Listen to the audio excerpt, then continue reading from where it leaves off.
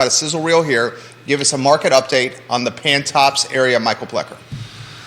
So, what I look at is some of the things you just mentioned. I mean, it's one of the reasons why my wife and I chose Pantops. We like the proximity. I mean, it has what you need to be self-contained on Pantops. If you didn't want to leave Pantops, you have everything up there that you would need to be able to live your life. But it's close to all the fun things that make Charlottesville too. I've lived there since 2005. And, the market update, we're going to talk about some numbers here in a few minutes that is more, this previous year and a couple of years prior. But overall, from 2005 until today, I've watched Pantop develop, both from a commercial standpoint, residential standpoint, and there was a lull in the middle with single-family housing there, as well as condos a little bit, but more so single-family homes, detached houses, that there was so much development and new homes being built. Fontana, per se, sort of slowed down as far as the activity, the number of sales in there on an annual basis.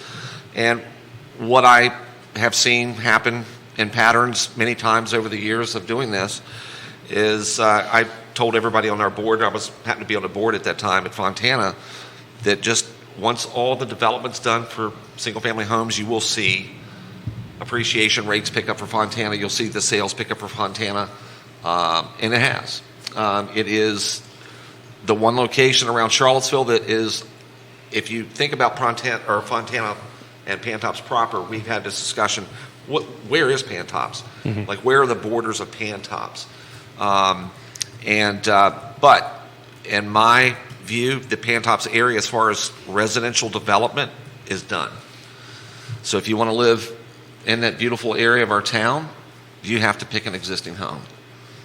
So therefore, prices continue to rise. I think that's a product of the market. It's also a product of what I just mentioned, the fact that there's no new home construction taking place that is competing with resales in that area. So, Keith Smith, your take on Pantops. Great take, Michael Plecker. Yeah, so you're the mayor, so you get to determine where it is. I think that's the rule. I think it's one of the rules. It depends on if I need to annex any other areas to get votes.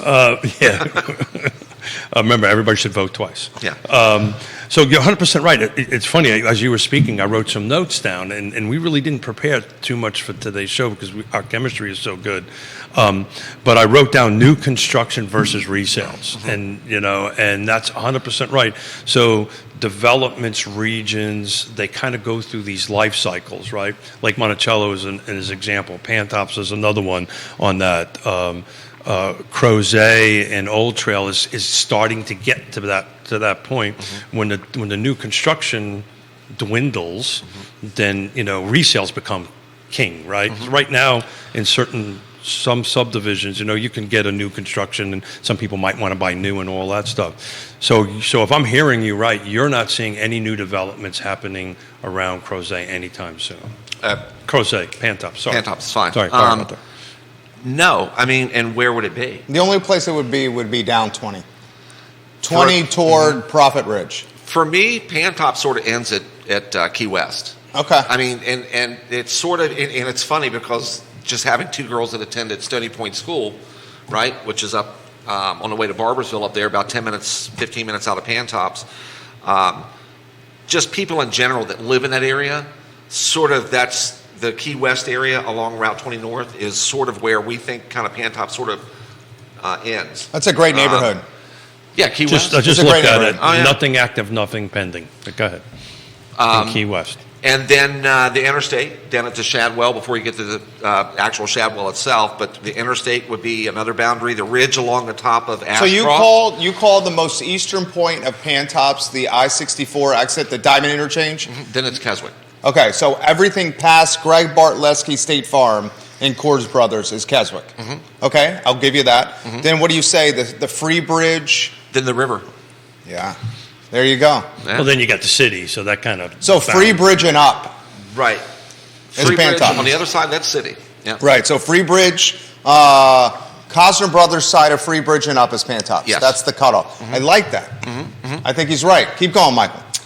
So, where were we at here? We're going to keep going. So that's where the new development would be, is the question.